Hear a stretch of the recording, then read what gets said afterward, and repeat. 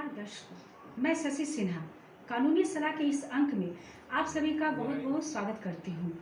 आज का हमारा विषय है पति पत्नी के बीच विवाद एवं कानून।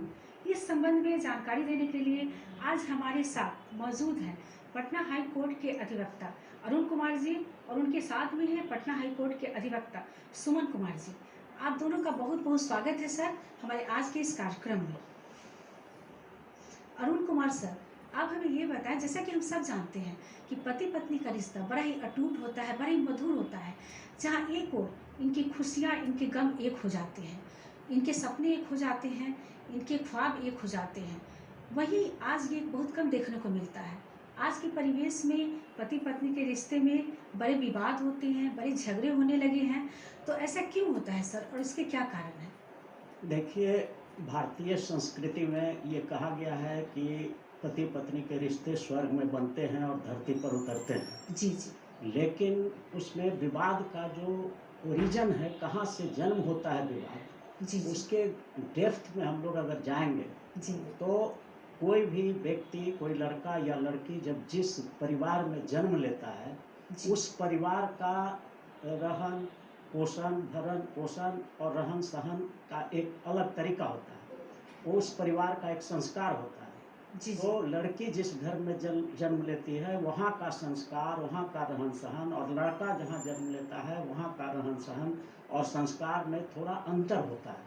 जी जी। कोई ऐसा दुनिया में परिवार नहीं है कि एकदम हूबहू दोनों का रहन सहन और संस्कार एक हो। जी जी बिल्कुल। अब जब दोनों बड़े होते हैं तो लड़की को ससुराल आना पड़ता है शादी के बाद। तो वहाँ का जो कल्चर है, वहाँ का जो रहन सहन है, वहाँ का जो संस्कार है, वो दोनों में थोड़ा अंतर पड़ता है। बिल्कुल। तो उसके एडजस्टमेंट में कहीं कहीं पत्नी और पति के बीच में धीरे धीरे विवाद पैदा होने लगते हैं, और उस विवाद के कारण बड़ा रूप जब ले लेता है तो वही केस मुकदमों में कन्वर्ट हो जाता है। और यही कारण है कि पति पत्नी के विवाद में संस्कार दोनों परिवारों का, जहाँ से दोनों आए हैं, वहाँ का रहन सहन, वहाँ का कल्चर में कुछ अंतर रहता है, जिसके वजह से दोनों परिवार जब आते हैं एक साथ तो थोड़ा बिगनिंग में होता है, बाद में 2-3 साल 4 साल होते होते फिर दोनों में सेटलमेंट हो जाता है। इसीलिए कानून भी बनाया गया है कि अगर पति पत्नी का विवाद 7 साल तक अगर नहीं हुआ या पारिवारिक या तालमेल से चल गया 7 साल, तो उसके बाद आप डोरी का चाहे कोई भी मुकदमा करने में आप सक्षम नहीं है, नहीं कर सकते। जी जी। इस तरह का कानून। जी जी सर, आप ये बताएं कि पति पत्नी के बीच आज के परिवेश में बहुत झगड़े देखने को मिल रहे हैं, तो अगर विवाद हो ही जाए तो इसके लिए कौन कौन से कानून हैं सर? देखिए, कानून तो बहुत सारे हैं, लेकिन उसमें से महत्वपूर्ण कानून कुछ जो हैं, वैसे तो भारत कानून का जंगल कहा जाता है। भारत में इतना कानून है, लेकिन पति पत्नी के विवाद से संबंध में कुछ कानून है जिसे हमें, हमारे दर्शकों को जानना चाहिए और देश को और दुनिया को भी, अपने देश के लोगों को जानना चाहिए। जी जी बिल्कुल। उसमें सबसे पहले एक आज के दिन में जो आ रहा है, पति पत्नी के बीच में डोमेस्टिक वायलेंस एक्ट बना है अक्टूबर 2006 में। इसमें है कि अगर कोई पति अपने पत्नी को किसी तरह से मानसिक, शारीरिक या किसी भी तरह का फिजिकल या इकोनॉमिकल, आर्थिक या दहेज के लिए या किसी तरह से उस पर अगर हमला करता है, उसको मारता है, पीटता है, घर में घरेलू हिंसा करता है, तो वो डोमेस्टिक वायलेंस एक्ट के तहत उस महिला को अधिकार दिया गया है कि वो जाकर के थाना में केस कर सकती है। थाना अगर केस नहीं ले रहा है तो उस महिला को अधिकार दिया गया है कि वो जाकर के महिला आयोग में कंप्लेन करे कि थाना हमारा नहीं ले रहा है। तो महिला आयोग को पावर दिया गया है कि वो थाना को शोकॉज नोटिस कर सकता है कि आप इस महिला का क्यों नहीं आप FIR लॉन्च कर रहे हैं, और महिला आयोग के इंटरफेरेंस के बाद FIR हो ही जाता है। जी जी। इसके बावजूद भी अगर नहीं हो तब फिर कोर्ट में कंप्लेंट केस करने का ऑप्शन है, वहाँ तो होता ही होता है, होना ही होना है। इसलिए ये तीनों ऑप्शन हर एक महिला को दिया गया है जो शादीशुदा है कि अगर पति से विवाद हो तो पहले आप जो है थाना में जाइए, थाना नहीं लेता है तो महिला आयोग को कहिए, महिला आयोग थाना दोनों मिलने कर भी नहीं ले रहा है तो CJM चीफ जुडिशियल मजिस्ट्रेट का कोर्ट होता है हर जिले में, वहाँ जा कर के आप कंप्लेंट फाइल करेंगे तो वो अनिवार्यतः वो स्वीकार होगा और आपकी सुनवाई होगी। जी जी। सुमन सर, आप हमें ये बताएं कि घरेलू हिंसा क्या है और घरेलू हिंसा के मामले में कहाँ संपर्क करें? घरेलू हिंसा को घरेलू हिंसा अधिनियम में डिफाइन किया गया है, इसका पूरा डिफिनेशन दिया गया है। जी जी। जैसा कि अभी पहले सवाल में हमारे विद्वान दोस्त ने बताया, किसी भी तरह की शारीरिक, मानसिक, आर्थिक या लैंगिक जी जी दुर्व्यवहार, शारीरिक दुर्व्यवहार में आप कह सकती हैं जैसे मारपीट किया गया, बहुत सारी घटनाएं मारपीट के अलावा भी होती हैं। तो शरीर के साथ अगर कोई छेड़छाड़ की जाती है तो उसको शारीरिक हिंसा के अंतर्गत रखते हैं। लैंगिक हिंसा, जबरदस्ती किसी महिला के साथ उसके साथ अभद्र व्यवहार करना या बलात्कार करने की जी घटनाएं, जी बिल्कुल। ये सब घटनाएं लैंगिक हिंसा में आती हैं। मौखिक रूप से भी हिंसा की जाती है।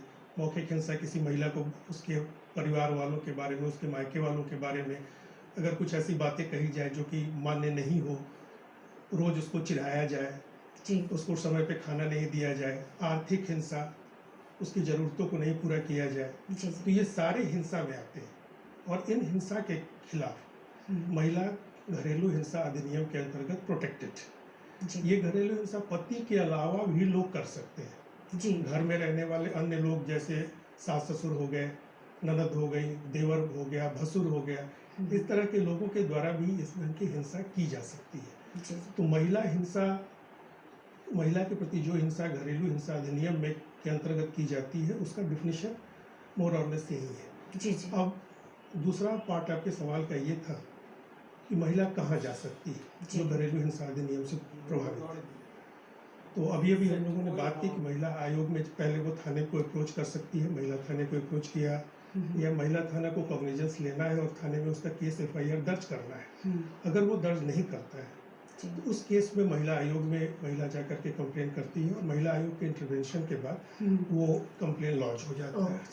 इसके अलावा प्रत्येक जिले में जिला हेल्पलाइन बनाया गया, डिस्ट्रिक्ट हेल्पलाइन है महिलाओं के लिए, जहाँ हेल्पलाइन में शुरू में महिलाएं जाकर के कंप्लेन कर सकती हैं और वहाँ उस कंप्लेन के आधार पे उनको बुलाया जाता है। जी पति को या और भी जो प्रताड़ना करने वाले लोग होते हैं, जो हिंसा जिन्होंने परपेचुएट किया होता है, और वहाँ समझाने की सुलह की कोशिश होती है। बिल्कुल। महिला हेल्पलाइन में भी उनके केस को आगे थाने में फॉरवर्ड अगर ज़रूरत होती है तो थाने में फॉरवर्ड किया जा सकता है, ऐसा प्रोविज़न बताया गया है। और अंत में तो judicial magistrate, chief judicial magistrate है हर जिले में, जी जो जी कि इनका फाइनल कॉग्निजेंस लेते हैं और इसके आधार पे आवश्यक कानूनी कार्रवाई विभिन्न धाराओं में, IPC की धाराएं हो या फिर आपको अलग अलग जो एक डॉरी प्रोहिबिशन एक्ट इत्यादि जो एक्ट बने हुए हैं, जी, जी। स्पेसिफिक कानून जो है उसके अंतर्गत लिया जा सकता है। अगर केस किए जाए तो अदालत से क्या अपेक्षा की जा सकती है? जैसा कि आम जन का अदालत से एक्सपेक्टेशन होता है कि हमारी बातों की सुनवाई हो, जी अदालत उसका कॉग्निजेंस ले, उसका संज्ञान ले और संज्ञान लेने के बाद जल्दी से जल्दी उसका फैसला करे, जी जी ताकि हमें इंसाफ जल्द से जल्द मिल सके, समय पर मिल सके। चूँकि justice delayed is justice denied, ये वर्ड हम लोग कहते हैं, देर से आया गया इंसाफ भी जस्टिस को डिनाई करता है। खैर, महिला जब कंप्लेन करती है और उसका केस लिया जाता है तो एक्सपेक्टेशन ये होता है कि 3 दिन के भीतर वो संज्ञान ले, मजिस्ट्रेट संज्ञान ले और उसका फैसला, केस का फैसला आगामी 2 महीने के अंदर, 60 दिन के अंदर हो जाए। ये प्रैक्टिकल रूप से कम हो पाता है, लेकिन कानूनी प्रावधान यही कहता है। जी। अच्छा, घरेलू हिंसा के अंतर्गत कौन कौन आरोपी हो सकते हैं? पहले सवाल के जवाब में मैंने बताया था जी कि घरेलू हिंसा में पति तो मुख्य आरोपी आम तौर पे होता है। प्रताड़ना के केस जो कि चूंकि एडजस्टमेंट के चलते मैक्सिमम विवाद खड़े होते जी हैं, जी 2 परिवार 2 संस्कार मिलते हैं, तो एडजस्टमेंट शुरू में बहुत बड़ा सवाल होता है और एडजस्टमेंट न होने पे पति के द्वारा ही अधिकतर घरेलू हिंसा के मामले अंजाम दिए जाते हैं। जी लेकिन ऐसा नहीं है कि सिर्फ पति ही घरेलू हिंसा करता है। बहुत मामलों में पति और पत्नी में बहुत प्यार होता है, दोनों में एडजस्टमेंट हो चुका होता है, लेकिन हमारे परिवेश में घर की अन्य महिलाएं जैसे सास, उनका घर पे आधिपत्य हुआ करता है। वो चाहती हैं कि हमारी बहू भी हमारे अनुसार चले और इसके कारण वो अपनी बातों को मनवाना चाहती हैं ज़बरदस्ती। तो हिंसा की बातें वहाँ भी आती हैं, वो उन्हें जी, तंग करती हैं। ननद, बिल्कुल। देवर, भसुर, ससुर, कोई भी रिलेटिव जो कि उस छत के नीचे रह रहा हो, एक साथ रह रहा हो, एक घर में रह रहा हो, जी जी तो उसके द्वारा वो हिंसा की जा सकती है और वो अभियुक्त बनाया जा सकता है। हाँ, ऐसा नहीं है कि अगर ननद शादीशुदा हो चुकी है, शादी उसकी हो गई है और वो दूसरे जगह रह रही है, दूसरे परिवार में चली गई है, तो उस स्थिति में वो नहीं बनाई जा सकती। लेकिन वहाँ भी एक पहलू देखना चाहिए कि मान लिया नंदा के कुछ दिनों के लिए रहती है, एक दिन के लिए ही आती है और कुछ ऐसा काम करती है, इंटरफेयर करती है, तो वहाँ घरेलू हिंसा का आरोपी उसे बनाया जा सकता है। जी जी जी। अच्छा सर, अरुण सर, आप मुझे बताइए कि घरेलू हिंसा अधिनियम क्या है?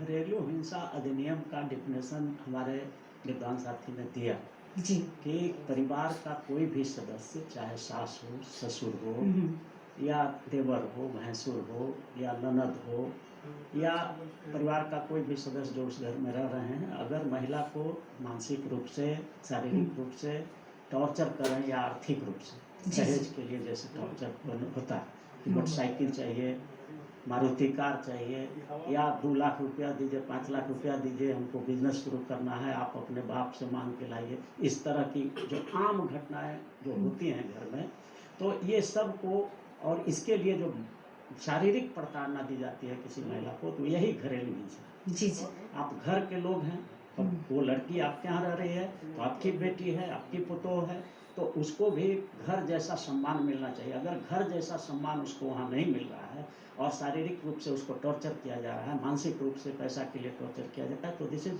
डोमेस्टिक वायलेंस, यही घरेलू हिंसा है। जी जी। और इसके खिलाफ कानून बने हुए, डॉरी प्रोहिबिशन एक्ट भी बना हुआ है, जी। दहेज निरोधी अधिनियम है। दहेज अगर कोई मांग करता है तो उसके लिए डॉरी प्रोहिबिशन एक्ट के सेक्शन 3-4 के तहत FIR होता है। कोई लड़की को टॉर्चर कर रहा है, मारपीट कर रहा है, घर में भूखे रख रहा है, तो उसके लिए 498A है IPC में, इंडियन पेनल कोड में पहले से कानून बना हुआ है, वो भी है। और भी बहुत सारे कानून हैं, जैसे IPC में भी पहले भी कानून था कि मान लीजिए आज के दिन में जो एक नया ट्रेंड देखने को आ रहा है कि भ्रूण जांच करवाया जाता है, और अगर उसमें लड़की आती है तो उसका एबॉर्शन कराने के लिए दबाव बनाया जाता है घर में। जी जी। जबकि वो महिला नहीं चाहती है कि एबॉर्शन हो, तो ये भी घरेलू हिंसा के तहत आता है और इसके खिलाफ सख्त कार्रवाई होगी। IPC में भी ये मिसकैरेज के लिए बना हुआ है कानून, और उसमें सख्त सजा है, हत्या के बराबर सजा है। अत्याचार समाज के लड़कियों पर, घर में रहने वाली महिलाओं पर बंद हो। लेकिन सर, कभी कभी ऐसा भी होता है कि जैसे पति पत्नी के बीच विवाद होते हैं, तो पत्नी क्या करती है ना कि पति के घर के लोगों पर भी मुकदमा कर देती है। अगर वो सही है, वो इसके खिलाफ नहीं है, तो भी मुकदमा करती है, तो ये कहाँ तक उचित है? इस पर सुप्रीम कोर्ट ने बहुत सारा रिपीटेड जजमेंट्स आ रहे हैं आजकल। कोई भी देश में कानून बनता है या राज्य में कानून बनता है तो उसका यूज और मिसयूज दोनों होता है। जी बिल्कुल। उपयोग भी होता है और दुरुपयोग भी होता है। तो ये जो कानून बना, डॉरी प्रोहिबिशन एक्ट बना, या IPC में ही 498 प्रताड़ना का कानून बना, के खिलाफ कानून बना, तो इसका यूज भी हुआ। शुरू में तो बहुत यूज हुआ, इस पर ब्रेक भी लगा, बहुत सा प्रताड़ना और दहेज के लिए जो दमन होता था वो बंद हुआ।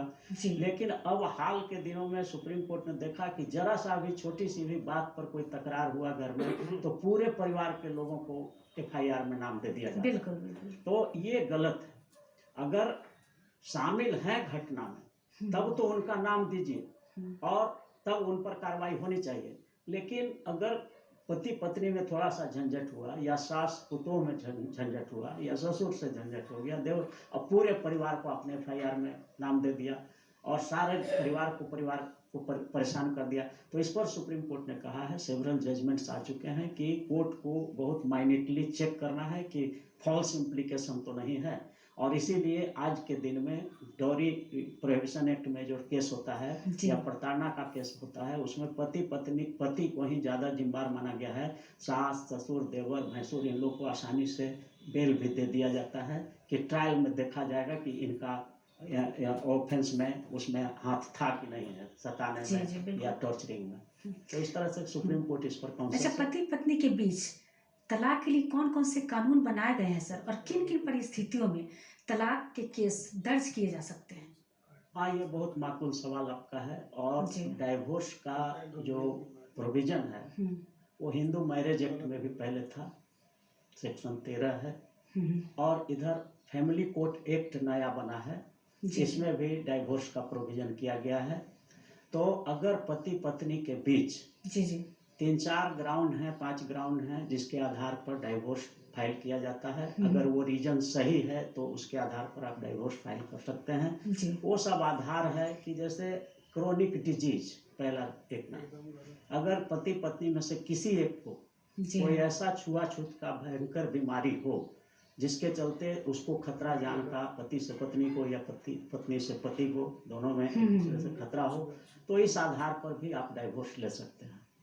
दूसरा जो ग्राउंड है डेजर्टेशन, पति पत्नी के बीच जो है कंजुगल लाइफ जो होता है, कोहैबिटेशन होता है, साथ रहने का जो परंपरा है, अगर कोई पति या पत्नी दोनों में से कोई इस परंपरा को भंग करता है, मतलब पति को अलग रखता है या पत्नी को अलग रखता है, जिसको डेजर्टेशन कहा जाता है, तो ऐसी परिस्थिति में कोई अगर एक दूसरे को आपस में जो कोहैबिटेशन नहीं होने के लिए मजबूर करता है, तो उस आधार पर भी तलाक दिया जा सकता है। तलाक का मुकदमा आप फाइल कर सकते हैं फैमिली कोर्ट एक्ट के तहत भी और हिंदू मैरिज एक्ट के तहत भी, दोनों प्रोविजन है। लेकिन आजकल ज़्यादातर फैमिली कोर्ट एक्ट में ही केस किए जाते हैं। और इसी तरह से तलाक का सहमति से भी तलाक हो सकता है। दोनों पति पत्नी में अगर सहमति हो जाए कि हम लोग अब साथ नहीं रहेंगे, तो वो इजी होता है, आप डाइवोर्स फाइल करिए, दोनों सहमति से जजमेंट ले लीजिए कि भाई हम दोनों अलग रहेंगे, तो ये भी है। और तलाक के बहुत सारे ग्राउंड्स हैं, लेकिन ये 2-3 जो है महत्वपूर्ण है। सहमति से भी होता है। अब आजकल देखा जा रहा है कि दोनों पति पत्नी में लेन देन, शादी में जो है गिफ्ट दिया गया या दहेज दिया गया, तो सुप्रीम कोर्ट हाई कोर्ट आजकल कर रहा है जजमेंट। बेल के लिए जब हस्बैंड जाता है तो कहा जाता है कि भाई कितना लिए दिए हैं आप लोग, तो उतना 1 टाइम सेटलमेंट होता है। अच्छा। एक बार उतना पैसा आप पत्नी को दे दीजिए और दोनों ये आप एग्रीमेंट कर लीजिए, कंसेंटेड डाइवोर्स कर लीजिए, अलग हो जाइए कि भविष्य में कोई एक दूसरे पर केस नहीं करेंगे। सुमन सर, आपसे मैं जानना चाहूंगी कि क्या पत्नी द्वारा पति पर किए गए क्रूरता को तलाक का आधार माना जा सकता है? पत्नी अगर पति क्रूरता, हाँ बिल्कुल बिल्कुल, आपके सवाल पे हम आ रहे हैं। क्रूरता तलाक का सबसे बड़ा ग्राउंड होता है जी, और एक ग्राउंड और होता है, वो एडल्ट्री। जी। अगर विवाहेतर संबंध कोई बनाता है, वो आइदर पार्टनर पुरुष या महिला शादी से अपनी पत्नी या पति को छोड़कर किसी दूसरे पुरुष या स्त्री से अगर वो संबंध बनाता है, तो एडल्ट्री शादी का तलाक का सबसे बड़ा ग्राउंड होता है। साथ में क्रूएलिटी। तो अब आपने पूछा कि क्रूएलिटी जो है, क्या वो, एक बार सवाल रिपीट करेंगे? पत्नी द्वारा पति पर किए गए क्रूरता को आप तलाक का आधार मान सकते हैं क्या? अब इसमें क्रूरता अलग, जैसे शारीरिक प्रताड़ना या इन चीजों पे अगर किया जाए तो वो क्रूरता को तलाक का आधार माना जाता है। क्रूरता अगर वो पति आरोप लगा रही है कि हमारे पति विवाहेतर संबंध बना रहे हैं किसी दूसरी महिला के साथ, और वो गलत साबित हो जाता है जी, तो इस केस में उसको क्रूरता माना जाता है। और वो पुरुष इस ग्राउंड को मानते हुए, इस ग्राउंड को लेकर के तलाक का मुकदमा कर सकता है, और इस पे उसको साबित होने पे तलाक आसानी से मिल जाएगा। अच्छा, ये मैं जानना चाह रही हूँ कि दहेज के लिए जो आरोपी होते हैं, घर के जो प्रताड़ित करते हैं, तो उनके लिए कौन कौन से कानून हैं, और दहेज मृत्यु क्या है? प्रताड़ना के बारे में तो घरेलू हिंसा अधिनियम की बात हम लोगों ने की, डॉरी प्रोहिबिशन एक्ट है, ये दोनों एक्ट है। इसके अलावा आईपीसी की विभिन्न धाराओं में भी कानून बनाए गए हैं। जैसे मान लिया दहेज के लिए बहुत सारी घटनाएं पहले होती थी और आज के डेट में भी होती हैं कि बहुओं को लोग जला तक देते थे। हिंसा इस हद तक बढ़ जाती थी कि उनके शरीर में आग लगा देते, जला देते थे। और इस टाइप की घटनाएं, अगर प्रताड़ना के चलते मृत्यु होती है, किसी महिला की, बहू की मृत्यु होती है, तो वो दहेज मृत्यु के रूप में जानी जाती है। वो दहेज हत्या होती है, और दहेज के मांग के क्रम में वैसी हत्या हुई तो दहेज मृत्यु वो मानी जाती है। इसके लिए इंडियन पिनल कोड के सेक्शन 304B में प्रोविजन है, और आरोपी व्यक्ति को आरोप साबित हो जाने पे 7 साल की सजा हो सकती है कम से कम, और जो ज़्यादा से ज़्यादा आजीवन कारावास की सजा हो सकती है। इसके अलावा महिला को प्रताड़ित करके विभिन्न ढंग से जब प्रताड़ना दी जाती है, तो अलग अलग कदम उठाने पे, जैसे कि मान लिया कोई महिला प्रताड़ना से तंग होकर के आत्महत्या कर लेती है। आप रोज उसे प्रताड़ित कर रही हैं और घर में ऐसा वातावरण बना दिया गया है कि वो रहने लायक नहीं रह गया है उस महिला के लिए, और शादीशुदा महिला उस स्थिति में अगर आत्महत्या करती है तो एबेटमेंट ऑफ सुसाइड का केस उस पर किया जा सकता है, जो कि सेक्शन 406, ये abetment of suicide 306 section IPC में आता है। तो इस ढंग के कानून बने हुए हैं और उस पर वो एक्शन लिया जा सकता है। अच्छा, पत्नी अगर अपने अधिकारों की रक्षा के लिए कानूनी तरीके अपनाती है तो क्या इसे क्या कहते हैं आपकी पति पर वो क्रूरता कर रही है? ऐसा तो नहीं हो सकता। तो नहीं, इस कानून- बारे में आप क्या कहना चाहेंगे? इसमें सुप्रीम- कानून क्या कहता है इस बारे में? सुप्रीम कोर्ट ने भी बहुत सारे जजमेंट्स इसमें दिए हैं, हम्म, और उसमें बड़ा क्लियर कंसेप्ट है कि अगर वो अपने अधिकारों को पाने के लिए जी जी। कोई कदम उठाती है कानूनी तरीका, हम्म, तब उस तरीके को क्रुएल्टी की श्रेणी में, क्रूरता की जी। श्रेणी में नहीं रखा जाएगा। और कानून यहाँ पे बहुत ही क्लियर है। हमने पहले भी बताया कि जैसे वो विवाहेतर संबंध का आरोप लगाती है कोर्ट में, तो उस संबंध में अगर वो गलत आरोप है पति, तो उसके आधार पे पति तलाक का मुकदमा कर सकता है और उसे तलाक मिल जा सकता है। जी लेकिन अन्य मामलों में वो क्रूरता नहीं मानी जाएगी। जी। अरुण जी, आपसे मैं जानना चाहूंगी कि दाम्पत्य अधिकारों की बहाली क्या है?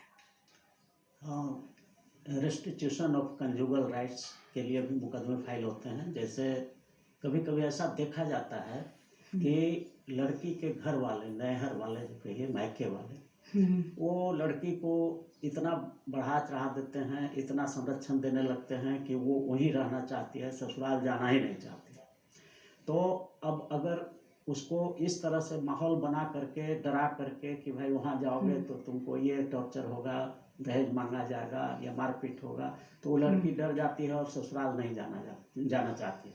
तो ऐसी परिस्थिति में एक कानून है कि रेस्टिट्यूशन ऑफ कंजुगल राइट्स के लिए पति मुकदमा फाइल कर सकता है कि वो हमारी पत्नी है और उनको आने नहीं दिया जा रहा है, हम लोग दोनों साथ रहना चाहते हैं, लेकिन इस बीच दोनों के परिवार वाले उसमें हम लोग को साथ नहीं होने देना चाहते हैं। तो इसके लिए वो केस फाइल कर सकते हैं फैमिली कोर्ट में, और ये कोर्ट से दरखास्त कर सकते हैं कि आप हमारी पत्नी को हमारे साथ ला करके रखवाइए। तो इसमें उनको बहुत कोर्ट से आदेश होता है। पुलिस फोर्स भी, यहाँ तक कि कभी कभी देखा गया है पुलिस फोर्स दे करके उस लड़की को ला के ससुराल में रखा जाता है, और इस टर्म कंडीशन के साथ कि इस पर किसी तरह का टॉर्चरिंग नहीं होना चाहिए इस परिवार में। तो ये सब कानून है रेस्टिट्यूशन ऑफ कंजुगल राइट, माने पति पत्नी दाम्पत्य जीवन को फिर से पुनर्स्थापित करने के लिए भी कानून बने हुए, और इसके लिए फैमिली कोर्ट एक्ट को अधिकार है कि वो पत्नी पर, पति पर, दोनों पर दबाव दे करके और दोनों को साथ रखने के लिए कह सकता है, आदेश पारित कर सकता है। दहेज निषेध अधिनियम के तहत महिलाएं अपना बचाव कैसे कर सकती हैं सर?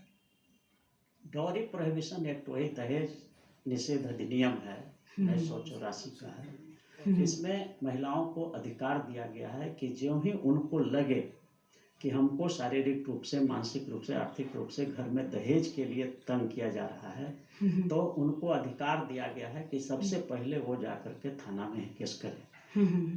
पहले तो कोशिश करना चाहिए कि पारिवारिक जो रिलेशंस में जो लोग हैं उनसे समझौता कराने का प्रयास करना चाहिए कि इस तरह का जो आप डिमांड कर रहे हैं ये गलत है। दोनों के रिश्तेदारों को बैठा करके कोशिश करनी चाहिए। लेकिन अगर एकदम वो बंद नहीं होता है ससुराल वालों की तरफ से, तब फिर दूसरा ऑप्शन है कानूनी शेल्टर लेने का। तो उसमें आप थाना में जा करके एक FIR बना के, जो आपके साथ हो रहा है दहेज के लिए, मोटरसाइकिल मांगते हैं या कार मांगते हैं या बिजनेस चलाने के लिए या कोई काम के लिए पैसा मांगा जा रहा है, तो आप थाना में FIR कर सकते हैं। जैसा कि बताया, थाना नहीं लेता है तो महिला आयोग को कर सकते हैं, हेल्पलाइन को कर सकते हैं, और कहीं नहीं हो तो अंत में कोर्ट है, हर जिला में CGM चीफ जुडिशियल मजिस्ट्रेट का कोर्ट है, वहाँ आप कंप्लेन किसी वकील से बनवा करके और फाइल कर दीजिए, और एक दो भी आपके सपोर्ट में गवाह दे देंगे तो उस पर फिर केस स्टार्ट हो जाएगा और उसके खिलाफ कानूनी कार्रवाई होगी, और जो सज़ा है टॉर्चरिंग का या दहेज का,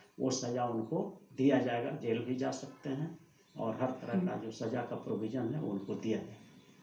पत्नी द्वारा वैकल्पिक आवास की मांग किए जाने पर इसकी व्यवस्था के लिए उत्तरदायी कौन होगा?